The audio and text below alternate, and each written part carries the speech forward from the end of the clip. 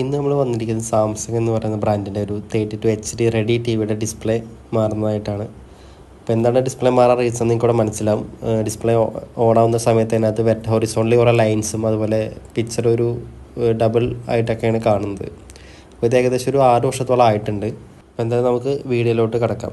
നമ്മൾ ഒരുവിധം വീഡിയോസിലൊക്കെ പറയുന്നതാണ് ടി വി ക്ലീൻ ചെയ്യുമ്പോൾ ഒരിക്കലും വെള്ളം സ്പ്രേ ചെയ്യരുതെന്ന് പറയാറുണ്ട്. അപ്പോൾ അതിവിടെ എഴുതി ഒട്ടിച്ചിട്ടുണ്ട്. ഒരു ടി വിയിൽ ഡയറക്റ്റായിട്ട് സ്പ്രേ ചെയ്യരുതെന്ന് ഇവിടെ ഇതിൽ തന്നെ കൊടുത്തിട്ടുണ്ട്. അപ്പോൾ ചില ആളുകൾ ഈ സ്പ്രേ ഒക്കെ ചെയ്തിട്ട് ഡിസ്പ്ലേ അതിനകത്തോട്ട് വെള്ളം ഇറങ്ങിയിട്ട് ഡിസ്പ്ലേ ലൈൻസൊക്കെ ആയിട്ട് പലരും കോൺടാക്ട് ചെയ്യാറൊക്കെ ഉണ്ട്. അപ്പോൾ അങ്ങനെ കണ്ടിട്ടുണ്ട് ഒരുപാട്. അപ്പോൾ അത്തരം കാര്യങ്ങളിൽ ചെയ്യുമ്പോൾ നിങ്ങൾ ക്ലീൻ ചെയ്യുന്ന സമയത്ത് ഒരിക്കലും ഡയറക്റ്റ് സ്പ്രേ ചെയ്യാതെ എന്തെങ്കിലും ക്ലോത്തിൽ നന്നായിട്ട് ഒരുപാട് ഒലിക്കുന്ന രീതിയിൽ വെള്ളം ഇല്ലാതെ ജസ്റ്റ് വൈപ്പ് ചെയ്ത് മാത്രം എടുക്കുക. അപ്പോൾ ഈ ഒരു ടി വിയിൽ നന്നായിട്ട് വെള്ളം കണ്ടു. അപ്പോൾ ഈ ഒരു കസ്റ്റമർ ചോദിച്ച സമയത്ത് വല്ലപ്പോഴും തുടയ്ക്കാറുണ്ടെന്നാണ് പറഞ്ഞത്. പക്ഷേ ഇവിടെ ആ കാരണം കൊണ്ടാണോ ടി വി കംപ്ലൈൻ്റ് ആയെന്ന് നമുക്കറിയില്ല. എന്തായാലും നമുക്കൊന്ന് അഴിച്ചു നോക്കാം. ഈ ഒരു ടി വി 2020 വാങ്ങിച്ചൊരു ടി വിയാണ്. ഏകദേശം ഒരു 6 വർഷത്തോളം ലൈഫ് കിട്ടിയിട്ടുണ്ട്. അപ്പോൾ ഈ വീഡിയോ ചെയ്യാൻ മറ്റൊരു കാരണം കൊണ്ടുണ്ട്. നമ്മൾ സ്ഥിരം വീഡിയോ കാണുന്നവർക്ക് മനസ്സിലാവും, നമ്മൾ ഡിസ്പ്ലേ മാറുന്ന സമയത്ത് നമ്മൾ കൂടുതലും വീഡിയോസിൽ റീപ്ലേസ് ചെയ്യുന്ന വീഡിയോ BOE എന്ന് പറയുന്ന ഒരു ബ്രാൻഡിൻ്റെ വീഡിയോ ആണ്. അപ്പോൾ ആ ഡിസ്പ്ലേ എന്തുകൊണ്ടാണ് അത് അപ്ഗ്രേഡ് ചെയ്യാൻ കാരണം, അല്ലെങ്കിൽ അതിന് എത്രത്തോളം ലൈഫ് കിട്ടും, അത് ചെയ്തിട്ട് കാര്യമുണ്ടോ, അല്ലെങ്കിൽ നമ്മൾ ഏറ്റവും കൂടുതൽ ചെയ്യുന്നത് എന്തുകൊണ്ടാണെന്നൊക്കെ നിങ്ങൾക്ക് ഈ വീഡിയോ കംപ്ലീറ്റ് ആയിട്ട് കാണുമ്പോൾ നിങ്ങൾക്ക് ഒരു വ്യക്തമായിട്ടൊരു ധാരണ കിട്ടും. അപ്പോൾ അതാണ് മെയിൻ കാരണം ഈ വീഡിയോ ചെയ്യാനുള്ളത്. അതുപോലെ നിങ്ങൾ ടി വി വാങ്ങിക്കുമ്പോൾ 32 ഇഞ്ച് ടി വി ഒക്കെ വാങ്ങിക്കുമ്പോൾ ഏത് തരത്തിലുള്ള ഡിസ്പ്ലേ ചൂസ് ചെയ്യണം എന്നുള്ളതും നിങ്ങൾക്ക് ഏകദേശം ഒരു ഐഡിയ ഈ വീഡിയോ കംപ്ലീറ്റ് ആയിട്ട് കാണുമ്പോൾ നിങ്ങൾക്ക് മനസ്സിലാവുമെന്നാണ് ഞാൻ പ്രതീക്ഷിക്കുന്നത്. ഇവിടെ നമ്മൾ ഈ ഒരു ടി വി ഓപ്പൺ ചെയ്ത സമയത്ത് അതിനകത്ത് യൂസ് ചെയ്തിരിക്കുന്ന ഡിസ്പ്ലേ BOEയുടെയാണ്. അതായത് നമ്മൾ പറഞ്ഞിട്ടുണ്ട്, ഒരുപാട് വീഡിയോസിൽ പറഞ്ഞിട്ടുണ്ട് എന്താണ് BOE ഡിസ്പ്ലേ എന്നുള്ളത്. അപ്പോൾ താല്പര്യമുള്ളവർക്ക് ഗൂഗിളിൽ സെർച്ച് ചെയ്ത് നോക്കാം. BOE എന്ന് ആ ഒരു പേര് സെർച്ച് ചെയ്യുമ്പോൾ അതിൻ്റെ ഡീറ്റെയിൽസ് കിട്ടും. ഇതിപ്പോൾ വന്നൊരു കമ്പനിയല്ല, ഒരുപാട് വർഷം മുമ്പേ ഉള്ളൊരു കമ്പനിയാണ്. ഡിസ്പ്ലേ മാനുഫാക്ചറിങ്ങിൽ എനിക്ക് തോന്നുന്നു ഏറ്റവും കൂടുതൽ ഡിസ്പ്ലേ സാംസങ് അതുപോലെ LG ഒക്കെ യൂസ് ചെയ്യുന്ന ഒരുപാട് ഡിസ്പ്ലേയിൽ പ്രൊഡക്ഷൻ ചെയ്യുന്നത് BOE എന്ന് പറയുന്ന ഒരു ബ്രാൻഡാണ്. അപ്പോൾ നമ്മുടെ വീഡിയോ കാണുന്നവർക്ക് മനസ്സിലായിട്ടുണ്ടാകും, നമ്മൾ വീഡിയോ അപ്ഗ്രേഡ് ചെയ്യുന്ന സമയത്ത് കൂടുതലും ഡിസ്പ്ലേ BOE എന്ന് പറയുന്ന ബ്രാൻഡിൻ്റെ ഡിസ്പ്ലേയാണ് കൂടുതൽ യൂസ് ചെയ്യാറ്. ഇപ്പോൾ നിങ്ങൾക്ക് ഇവിടെ തന്നെ കാണാം, ഈ ഒരു ടി വിയിൽ 2020 മോഡൽ ടി വിയാണ് ഇത്. ഇപ്പോൾ ഒരു ഏകദേശം 2026 കഴിഞ്ഞ് ഇപ്പോൾ 3-ാം മാസമായിട്ടുണ്ട്. അപ്പോൾ ഒരു 6 വർഷത്തോളം ഇതിൻ്റെ ലൈഫ് കിട്ടിയതിന് ശേഷമാണ് ഇത് കംപ്ലൈൻ്റ് ആയിട്ടുള്ളത്. അപ്പോൾ നിങ്ങൾക്ക് തന്നെ മനസ്സിലായി, നോർമലി ഇപ്പോൾ ഒരു വില കുറഞ്ഞ ടി വി 8,000 രൂപയ്ക്ക് വാങ്ങുമ്പോൾ അതിനകത്ത് ഇതുപോലത്തെ ഡിസ്പ്ലേകളല്ലെങ്കിൽ നമുക്കൊരു 3 വർഷം ആകുമ്പോൾ ഡിസ്പ്ലേ മാറേണ്ട അവസ്ഥ വരും. പക്ഷേ ഇവിടെ ഈ ഒരു ഡിസ്പ്ലേ 6 വർഷത്തോളം ലൈഫ് കിട്ടിയിട്ടുണ്ട്. അപ്പോൾ ഇത്തരത്തിൽ 6 വർഷം ലൈഫ് കിട്ടിയ ഡിസ്പ്ലേ റിപ്പയർ ചെയ്ത് ഉപയോഗിക്കാൻ പറ്റുന്ന പലർക്കും മനസ്സിലുണ്ടായിരിക്കും. പക്ഷേ ചില കമ്പനികൾക്ക് റിപ്പയർ ചെയ്താൽ റെഡി ആവാറില്ല. അതുപോലെ തന്നെ റിപ്പയർ ചെയ്ത് കഴിഞ്ഞാൽ കുറച്ചധികം ഒരു ഷോർട്ട് പീരീഡ് മാത്രമേ നമുക്ക് കിട്ടാറുള്ളൂ. അപ്പോൾ ഓരോ ഡിസ്പ്ലേ അനുസരിച്ചിരിക്കും അതിൻ്റെ റിപ്പയർ ചെയ്തിട്ടുള്ള ബാക്കി അതിൻ്റെ ലൈഫ്. അത് ഓരോ ഡിസ്പ്ലേക്കും ഡിഫറൻ്റ് ആണ്. അപ്പോൾ ചെയ്യുന്നവരാണെങ്കിൽ അത് ചോദിച്ച് മനസ്സിലാക്കിയിട്ട് മാത്രം ചെയ്യുക. ടെക്നീഷ്യന്മാരോട് ഇത് ചെയ്ത് കഴിഞ്ഞാൽ നിൽക്കുന്ന ആളെന്ന് ചോദിച്ച് മനസ്സിലാക്കിയതിന് ശേഷം മാത്രം ചെയ്യുക. ഇവിടെ നമ്മൾ ഡിസ്പ്ലേ റിമൂവ് ചെയ്യുന്ന സമയത്ത് അതിൻ്റെ കോഫൊക്കെ ശ്രദ്ധിച്ചു. പക്ഷേ അവിടെ അതിനകത്തോട്ട് ലിക്വിഡൊന്നും ഇറങ്ങിയിട്ടില്ല. അപ്പോൾ വെള്ളം ഇറങ്ങിയതുകൊണ്ടുള്ള കംപ്ലൈൻറ്റ് കൊണ്ടാണ് അല്ല ഈ ഒരു ഡിസ്പ്ലേ കംപ്ലൈൻ്റ് ആയിട്ടുള്ളത്. അതിൻ്റെ തന്നെ അത്രയും വർക്ക് ചെയ്തിട്ട് ആ ഒരു കാലപ്പഴക്കം കൊണ്ട് വരുന്ന ഒരു പ്രശ്നമായിട്ടാണ് ഡിസ്പ്ലേ കംപ്ലൈൻ്റ് ആയിട്ടുള്ളത്. അപ്പോൾ ഇവിടെ നമ്മൾ റീപ്ലേസ് ചെയ്യുന്നതും സെയിം ഡിസ്പ്ലേ തന്നെയാണ്. അതായത് BOE എന്ന് പറയുന്ന ബ്രാൻഡിൻ്റെ 32 HD സെയിം ഡിസ്പ്ലേ തന്നെയാണ് നമ്മളിവിടെ റീപ്ലേസ് ചെയ്യുന്നത്.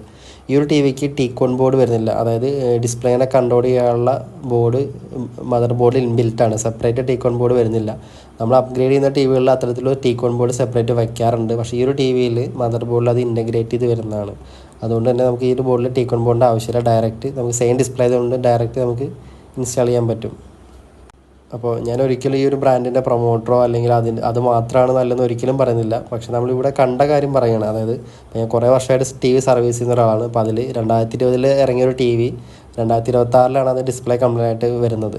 പക്ഷേ ഇപ്പോൾ വരുന്ന ഓൺലൈനിൽ വാങ്ങിക്കുന്ന മിക്ക ടി വികളിലും ഒരു 3 വർഷമാകുമ്പോൾ ഡിസ്പ്ലേ പോയിട്ട് പലരും നമ്മളെ കോൺടാക്ട് ചെയ്യുന്നതാണ്. ഇപ്പോൾ ഈ വീഡിയോ കാണുന്നവരാണെങ്കിൽ ആ ഒരു ഇഷ്യൂ ഫേസ് ചെയ്തിട്ടുള്ളവരായിരിക്കും ചില ആളുകൾ. അപ്പോൾ അവർക്ക് മനസ്സിലാവാൻ വേണ്ടിയിട്ടാണ് ഈ ഒരു വീഡിയോ ചെയ്യുന്നത്. കാരണം നമ്മളൊരു ഡിസ്പ്ലേ അല്ലെങ്കിൽ ടി വി ചൂസ് ചെയ്യുന്ന സമയത്ത് മിനിമം ഒരു 32 ഇഞ്ചിൽ ഒരു മിനിമം ഒരു 5 വർഷമെങ്കിലും അത് കിട്ടണമെന്നാണ് എൻ്റെ ഒരു ഇത്. അപ്പോൾ അത്തരത്തിലുള്ള ടി വികൾ പർച്ചേസ് ചെയ്യുകയാണെങ്കിൽ നിങ്ങൾക്ക് ഈ ഷോർട്ട് പീരീഡിൽ വരുന്ന ആ ഒരു ഡിസ്പ്ലേ മാറുന്ന എക്സ്പെൻസ് നിങ്ങൾക്ക് ഒഴിവാക്കാൻ പറ്റും. അപ്പോൾ അതാണ് ഈ വീഡിയോ കൊണ്ട് ഞാൻ മെയിനായിട്ട് ഉദ്ദേശിക്കുന്ന കാര്യം. അപ്പോൾ എല്ലാവരും ചോദിക്കാറുണ്ട് ഏത് ബ്രാൻഡ് എടുക്കുക, ഏത് ടി വിയാണ് നല്ലത്. അപ്പോൾ എനിക്ക് ബ്രാൻഡ് പറയുന്നതൊക്കെ നല്ലത് ഏത് തരത്തിലുള്ള ഡിസ്പ്ലേ ചൂസ് ചെയ്യണമെന്ന് പറയുന്നതായിരിക്കും നല്ലതെന്ന് തോന്നി. അപ്പോൾ അതുകൊണ്ടാണ് എല്ലാ വീഡിയോസിലും ഡിസ്പ്ലേ നല്ലത് സെലക്ട് ചെയ്യാൻ പറയാനുള്ള മെയിൻ റീസൺ. ചില ടി വികളിൽ ബാക്കിലത്തെ ലേബലിലോ അല്ലെങ്കിൽ അവരുടെ ബ്രോഷറിലോ ഒക്കെ മെൻഷൻ ചെയ്തിട്ടുണ്ടായിരിക്കും A+ ഗ്രേഡ് ഡിസ്പ്ലേ അല്ലെങ്കിൽ IPS ഡിസ്പ്ലേ എന്നൊക്കെ. അപ്പോൾ അത്തരത്തിൽ നമുക്കത് കംപ്ലീറ്റ് ആയിട്ട് ട്രസ്റ്റ് ചെയ്യാൻ പറ്റില്ല. പക്ഷേ എങ്കിലും ചില ബ്രാൻഡിൽ അത് കൊടുക്കാറുണ്ട്. അപ്പോൾ നമുക്കത് നോക്കിയിട്ട് കടയിൽ പോയിട്ട് ടെസ്റ്റ് ചെയ്ത് വാങ്ങിക്കാൻ പറ്റുന്ന ഒരുപാട് മെത്തേഡുകൾ ഞാൻ പറഞ്ഞു തന്നിട്ടുണ്ട്. അതായത് നമുക്ക് ആ പുറമേയുള്ള ബാർകോഡ്, അതൊരു സ്റ്റിക്കർ ഉണ്ടായിരിക്കും, അത് സ്കാൻ ചെയ്ത് ഗൂഗിളിൽ സെർച്ച് ചെയ്ത് കഴിഞ്ഞാൽ നമുക്ക് ഏതാണ് ഡിസ്പ്ലേ എന്ന് അറിയാം. പിന്നെ ഫിസിക്കലി നമുക്ക് ടച്ച് ചെയ്തുകൊണ്ട് അറിയാൻ പറ്റും. ചെറുതായിട്ട് ടാപ്പ് ചെയ്യുമ്പോൾ അവിടെ കളർ ചേഞ്ച് ഒന്നും വരില്ലെങ്കിൽ ഡിസ്പ്ലേ ഹാർഡായിട്ടുള്ള ഡിസ്പ്ലേ നമുക്ക് മനസ്സിലാക്കാം. അങ്ങനെ 1-2 മെത്തേഡ് ഞാൻ പറഞ്ഞു തന്നിട്ടുണ്ട്. എൻ്റെ വീഡിയോസ് സ്ഥിരം കാണുന്നവർക്ക് അത് അറിയായിരിക്കും. അപ്പോൾ ഈ ഒരു 32 ഇഞ്ചിൽ മാത്രമല്ല BOI ഡിസ്പ്ലേ 43 ഉണ്ട്, 49 ഉണ്ട്, 55 ഉണ്ട്, 65 ഒക്കെ വരുന്നുണ്ട്. അപ്പോൾ പൊതുവേ നമുക്ക് ഈ ഫുൾ HD TV അതുപോലെ HD TVകളിൽ നോർമൽ ഡിസ്പ്ലേനേക്കാൾ ഇപ്പോൾ നിലവിൽ വരുന്ന ഡിസ്പ്ലേയിൽ BOIക്ക് തന്നെയാണ് ലൈഫ് കൂടുതലും കണ്ടിട്ടുള്ളത്. നേരത്തെ AU ഉണ്ടായിരുന്നു, അതുപോലെ ഇനോലെക്സ് ഉണ്ടായിരുന്നു, അങ്ങനെ ഒരുപാട് ബ്രാൻഡുകൾ ഡിസ്പ്ലേ ഇറക്കുന്നത്. LGക്ക് ഉണ്ട്. അപ്പോൾ ഇപ്പോൾ നിലവിലുള്ളതിൽ നമുക്ക് പറയാം ഈ BOI ഡിസ്പ്ലേക്കാണ് കുറച്ചുകൂടെ ഫുൾ HD അല്ലെങ്കിൽ HDയിൽ ലൈഫ് കൂടുതൽ. 4Kയിലോട്ട് വരുമ്പോൾ അതും ഒരു സാധാരണ ഡിസ്പ്ലേനേക്കാളും കുറച്ചുകൂടെ ലൈഫ് BOIക്കാണ്. കാരണം പല ബ്രാൻഡഡ് TVകൾ LG, സാംസങ് പോലുള്ള TVകളിലൊക്കെ ഇപ്പോൾ അവർ തന്നെ ഡിസ്പ്ലേ അവർ റീപ്ലേസ് ചെയ്തിട്ട് BOI കൂടുതൽ ഉപയോഗിക്കുന്നതായിട്ട് കണ്ടിട്ടുണ്ട്. അതുപോലെ ഷവോമി യൂസ് ചെയ്യുന്നുണ്ട്. അപ്പോൾ ആ വീഡിയോസൊക്കെ നമ്മൾ ചാനൽ ചെയ്തിട്ടുണ്ട്. ഷവോമിയുടെ ഒരു 43 ഇഞ്ചിൽ ഡിസ്പ്ലേ മാറുന്ന നമ്മൾ ചെയ്തിട്ടുണ്ട്. അപ്പോൾ ഡിസ്പ്ലേ നിങ്ങൾ ചൂസ് ചെയ്യുമ്പോൾ വളരെയധികം ശ്രദ്ധിക്കണം. അപ്പോൾ TVയുടെ ഒരു ബ്രാൻഡിനേക്കാൾ നമ്മൾ കൂടുതൽ ശ്രദ്ധിക്കേണ്ടത് അതിനകത്ത് യൂസ് ചെയ്തിരിക്കുന്ന ഡിസ്പ്ലേയാണ്. കാരണം ഡിസ്പ്ലേക്കാണ് ഏറ്റവും കൂടുതൽ അതിനകത്ത് കോസ്റ്റ് വരുന്നത്. അപ്പോൾ ആ ഒരു കാര്യം നിങ്ങൾ ശ്രദ്ധിച്ചു കഴിഞ്ഞാൽ നിങ്ങൾക്ക് ഇടയ്ക്കിടയ്ക്ക് വരുന്ന അല്ലെങ്കിൽ ഷോർട്ട് പീരീഡ് കൊണ്ട് വരുന്ന ആ ഒരു ഡിസ്പ്ലേ മാറാനുള്ള എക്സ്പെൻസോ അല്ലെങ്കിൽ അത് റിപ്പയർ ചെയ്യാനുള്ള എക്സ്പെൻസ് നിങ്ങൾക്ക് കുറഞ്ഞു കിട്ടും. ഇവിടെ നമ്മൾ ഡിസ്പ്ലേ റീപ്ലേസ് ചെയ്ത് കഴിഞ്ഞപ്പോൾ അതിനകത്ത് പിക്ചറൊക്കെ വന്നിട്ടുണ്ട്. പക്ഷേ ഈ ലൈറ്റ് ഒരു ഡിമ്മാണ്, അതിൻ്റെ ബാക്ക് ലൈറ്റ് കുറച്ച് ഡിമ്മായിട്ടാണ് കാണുന്നത്. അപ്പോൾ കസ്റ്റമർ നമ്മളോട് പറഞ്ഞിരുന്നു നേരത്തെ എത്ര ഒരു വെളിച്ചമില്ലാന്ന്. അപ്പോൾ നമ്മൾ ബോർഡ് നേരെ ചെക്ക് ചെയ്യുന്ന സമയത്ത് 2 കപ്പാസിറ്റർ അവിടെ ബൾജായിട്ട് കണ്ടിരുന്നു. അപ്പോൾ നമുക്കതൊന്ന് റീപ്ലേസ് ചെയ്ത് നോക്കാം. ആ ഒരു കപ്പാസിറ്റർ ബൾജ് ആയതുകൊണ്ടായിരിക്കണം ഈ ഒരു ഡിമ്മായിട്ടിരിക്കാനുള്ള റീസൺ. അപ്പോൾ ഇവിടെ നമ്മൾ ബാക്ക് ലൈറ്റിൻ്റെ അവിടെയുള്ള ഒരു കപ്പാസിറ്ററും അതുപോലെ മദർ ബോർഡിൻ്റെ മറ്റൊരു കപ്പാസിറ്റർ കൂടെ ഇതുപോലെ ബൾജായിട്ട് കണ്ടു. അത് ഫ്ലാറ്റായിട്ട് തന്നെ ഇരിക്കുന്നുണ്ട്, പക്ഷേ അത് കാലപ്പഴക്കം കാരണം അത് ബൾജായിട്ടുണ്ട്. ഒരെണ്ണം 25 വോൾട്ട് 470 MFD, ഒരെണ്ണം 35 വോൾട്ടിൻ്റെ 330 MFDയുടെ കപ്പാസിറ്ററാണ് ബൾജായിട്ടുള്ളത്. അപ്പോൾ ഇത് മാറുന്നത് കാണിക്കുന്നില്ല, കാരണം വീഡിയോ ഒരുപാട് ലെങ്ത് ആവുന്ന ശേഷമാണ് കാണിക്കാത്തത്. നമ്മൾ ആ 2 കപ്പാസിറ്ററും റിമൂവ് ചെയ്ത് മാറ്റിയിട്ട് പുതുതായിട്ട് റീപ്ലേസ് ചെയ്യുന്നുണ്ട്. ഇവിടെ LED ഡ്രൈവിലോട്ടുള്ള ആ സെക്ഷനിലുള്ള 35 വോൾട്ട് അതുപോലെ 330 MFDയുടെ ഒരു കപ്പാസിറ്ററാണ് ബൾജായിട്ടുള്ളത്. അപ്പോൾ ആ കപ്പാസിറ്റർ ബൾജായത് കൊണ്ടാണ് LED ഡ്രൈവിന് ആവശ്യമുള്ള വോൾട്ടേജ് കിട്ടാത്തതുകൊണ്ടാണ് അവിടെ ലൈറ്റ് ഡിമ്മായിട്ടുള്ളതെന്നാണ് നമുക്ക് മനസ്സിലാക്കാൻ സാധിക്കുന്നത്. അപ്പോൾ നമ്മൾ എന്നാൽ ഈ 2 കപ്പാസിറ്റർ മാറുന്നുണ്ട്. 25 വോൾട്ടിൻ്റെ 470 MFD ഒരു കപ്പാസിറ്റർ നമ്മുടെ കൂട്ടത്തിൽ മാറുന്നുണ്ട്. അതിപ്പോൾ കംപ്ലയിൻറ്റ് ഇല്ലെങ്കിലും പിന്നീട് കംപ്ലയിൻ്റ് ആവാൻ ചാൻസ് ഉള്ളതുകൊണ്ടാണ് നമ്മൾ 2 മാറുന്നത്. അപ്പോൾ ഇവിടെ നമ്മൾ ആ 2 കപ്പാസിറ്റർ മാറിയിട്ടുണ്ട്, പുതുതായിട്ടുള്ള കപ്പാസിറ്ററിനെ റീപ്ലേസ് ചെയ്തിട്ടുണ്ട്. അത് കാണിക്കാത്ത മറ്റൊന്നും കൂടെ അല്ല, ഒരുപാട് ലെങ്ത് ആവേണ്ട വിചാരിച്ചിട്ടാണ്. പിന്നെ നമുക്കൊന്ന് ഓൺ ചെയ്ത് നോക്കാം. അപ്പോൾ നേരത്തെ ഓൺ ആക്കുന്ന സമയത്ത് തന്നെ ആ ലോഗോ കാണിക്കുമ്പോൾ ലൈറ്റ് വളരെ ഡിമ്മായിരുന്നു. പക്ഷേ ഇപ്പോൾ നമ്മൾ അത് മാറ്റിയതിന് ശേഷം ഓൺ ആക്കുമ്പോൾ നല്ല ബ്രൈറ്റ് ആയിട്ടുണ്ട്. നിങ്ങൾക്ക് വീഡിയോ തന്നെ കാണുമ്പോൾ മനസ്സിലാവും, നന്നായിട്ട് ബ്രൈറ്റ് ആയിട്ടുണ്ട്. ഇപ്പോൾ ഇവിടെ നമ്മൾ ആ 2 കപ്പാസിറ്ററും മാറിയിട്ടുണ്ട്. പക്ഷേ മെയിൻ ആ LED ഡ്രൈവിന് അവിടെ വരുന്ന ആ 35 വോൾട്ട് 330 MFDയുടെ കപ്പാസിറ്റർ കാരണം കൊണ്ടാണ് ലൈറ്റ് ഡിമ്മായിട്ടുണ്ടായിരുന്നത്. അപ്പോൾ നമ്മൾ 2 മാറിയിട്ടുണ്ട്. അപ്പോൾ ആ ഒരു ബ്രൈറ്റ്നസിൻ്റെ പ്രശ്നം ഇവിടെ പരിഹരിച്ചിട്ടുണ്ട് നമ്മൾ. അപ്പോൾ ഇപ്പോൾ നിങ്ങൾക്ക് ഈ ഡിസ്പ്ലേ കാണുമ്പോൾ മനസ്സിലാവും, നമുക്കൊരു പുതിയ TV വാങ്ങുമ്പോഴുള്ള ആ ഒരു പിക്ചറിൻ്റെ ഒരു ഔട്ട്പുട്ട് നിങ്ങൾക്ക് എന്തായാലും ഇതിനകത്ത് കാണാൻ സാധിക്കുന്നതാണ് ഞാൻ മനസ്സിലാക്കുന്നത്. ഡിസ്പ്ലേകൾ നിങ്ങൾ അല്ലെങ്കിൽ TVകൾ നല്ലത് വാങ്ങിക്കുന്ന സമയത്ത് മസ്റ്റായിട്ട് ചെക്ക് ചെയ്യേണ്ട ഒരു കാര്യമാണ് ഡിസ്പ്ലേ. ഏത് ഡിസ്പ്ലേ ആണ് അതിനകത്ത് യൂസ് ചെയ്യുന്നത് അല്ലെങ്കിൽ ഏത് ടൈപ്പ് ഡിസ്പ്ലേ ആണ് യൂസ് ചെയ്യുന്നത് നിങ്ങൾക്ക് മനസ്സിലാക്കാം. ഇപ്പോൾ നിലവിൽ നമുക്ക് നല്ലത് ഡിസ്പ്ലേ 32 ഇഞ്ചിലൊക്കെ നല്ലത് വരുന്നത് LGയുടെ IPS ഡിസ്പ്ലേ വരുന്നുണ്ട്, അതുപോലെ BOIയുടെ ഡിസ്പ്ലേ വരുന്നുണ്ട്.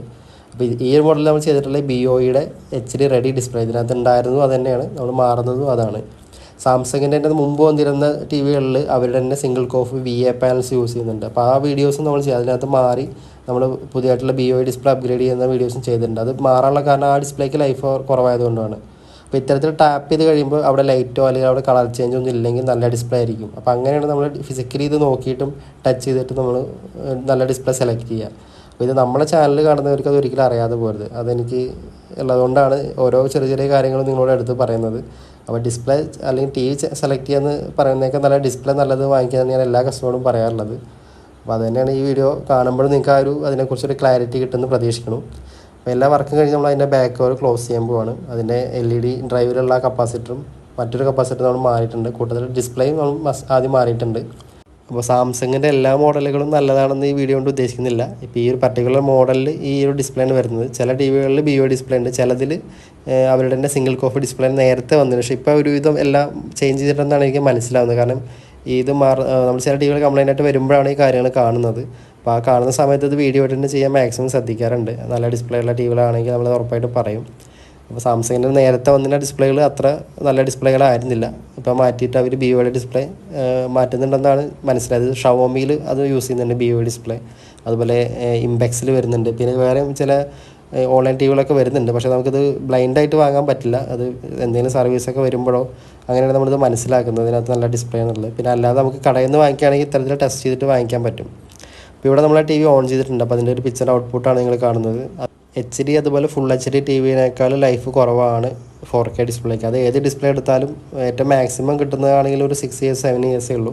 അപ്പോൾ അതിൽ തന്നെ LGയും BOI ആണ് കുറച്ചുകൂടെ ലൈഫ് കൂടുതൽ കിട്ടുന്നത്. അപ്പോൾ അതുകൊണ്ടാണ് ആ ഡിസ്പ്ലേ നമ്മൾ കൂടുതൽ യൂസ് ചെയ്യുന്നത്. എല്ലാ വീഡിയോസിലും നമ്മൾ അവസാനം കാണിക്കുന്നതാണ് നമ്മൾ മാറിയ ഡിസ്പ്ലേയുടെ ഒരു ക്വാളിറ്റി അതുപോലെ ഔട്ട്പുട്ടും. അപ്പോൾ നിങ്ങൾക്ക് ഈ വീഡിയോ കാണുമ്പോൾ മനസ്സിലാവും എത്രത്തോളം ആ പിക്ചറിൻ്റെ ഔട്ട്പുട്ട് തരുന്നുണ്ടെന്ന്. അപ്പോൾ BOI LG ഒക്കെ ഏകദേശം സിമിലറാണ്, പക്ഷേ എങ്കിലും കുറച്ചുകൂടെ ലൈഫ് കൂടുതൽ BOIക്കാണ്. TV റിലേറ്റഡ് ആയിട്ടുള്ള എന്ത് ഇഷ്യൂവിനും എന്ത് കംപ്ലയിൻസും നിങ്ങൾക്ക് ഈ നമ്പറിൽ കോൺടാക്ട് ചെയ്യാം. ലൊക്കേഷൻ വരുന്നത് കൊച്ചിയിലെ കടവന്ത്രയാണ്.